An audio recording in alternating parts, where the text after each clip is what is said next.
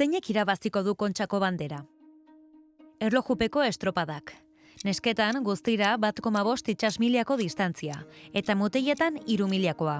Ibilbide bereko biluzetan banatuta dago. Ziaboga bakar bat egingo da, eta ziaboga ababorretik hartuko da. Tripulazio bakoitzak esleitu zaion kaletik joaten saiatu beharko du. Ziaboga kale bereko balizan egin beharko du. Eta hementxe galdera. Badago beti kale ona edo kale txarra dena? Adituek ezetz diote. Olatuen eta haizearen arabera da kale bat ona edo txarra. Tiraina hurrengo ezaugarrien arabera aldatzen da. Olatuen altueraren eta periodoaren arabera.